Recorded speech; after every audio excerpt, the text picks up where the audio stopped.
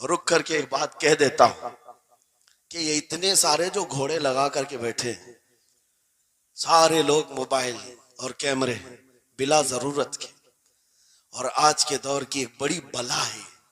ہم تھک چکے ہیں، ہم مصافحہ کوئی کرنا نہیں چاہتا، سب سے پہلے فوٹو چاہیے۔ علماء کا ادب چلا گیا، روحانیت چلی گئی، ہر کوئی مجلسوں کے آداب بھولنے لگ گیا۔ اس ایک موبائل، وہ اندھیرا ہی بھلا تھا کہ قدم راہ پہ تھے، روشنی لائی ہے منزل سے بہت دور ہمیں۔ یہ حالات بہت ہی سخت ترین ہوتے چلے جا رہے ہیں۔ بچوں ان تمام چیزوں سے میرے عزیزوں، بلا ضرورت، بغیر کسی ضرورت کے یہ اس قدر اس میں زیادہ پڑ جانا تمہارے لیے نقصان دہ ہے۔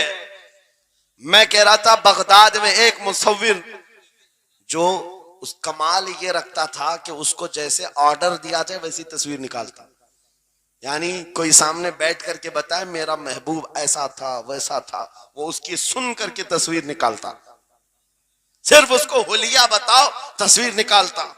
اس کا کمال تھا ایک، لوگ اپنے اپنے محبوباؤں کی تصویریں نکالتے، اور جب اس کے گھر کے پاس بھیڑ لگی تھی، اسی بھیڑ میں جنید بغدادی بھی تشریف لا۔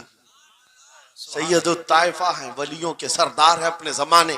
جب آپ کا نمبر آیا، مصور نے دیکھا تو ہکا بکا رہ گیا، کہا آپ یہاں میرے گھر؟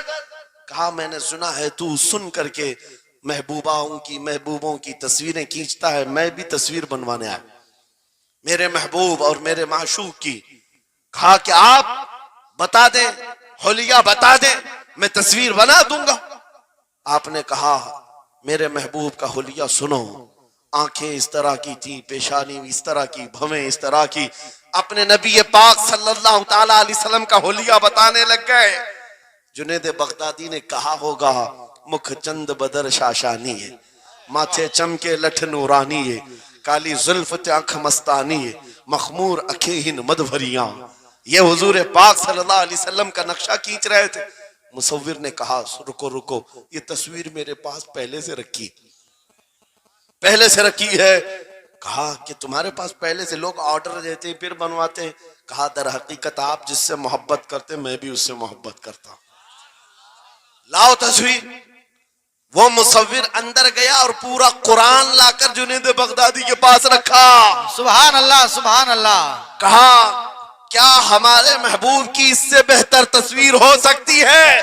جب نبی پاک کا چہرہ دیکھنا ہو پڑھو والضحیٰ واللیل اذا سجا، جب نبی پاک کی زلفیں پڑھنا ہو دیکھو رب تعالیٰ نے فرمایا واللیل اذا یغشا، ہاتھوں کے بارے میں فرمایا وما رمیت اذ رمیت ولکن اللہ رما، قدموں کے بارے میں فرمایا لا اقسم بہذا البلد، آنکھوں کے بارے میں فرمایا ما زاغ البصر وما طغى، سینے پاک کے بارے میں فرمایا الم نشرح لک صدرک، ان کے عطاؤں کے بارے میں فرمایا انا اعطیناک الکوثر۔ اس وقت میرے عزیزو حضرت جنید بغدادی نے قرآن اٹھایا۔ آج سے میں ایک بات یہ کہہ رہا ہوں، جس کے دل میں حضور کی محبت ہے وہ ہر جگہ اپنے نبی کے، اپنے محبوب کے جلوے ہی دیکھتا۔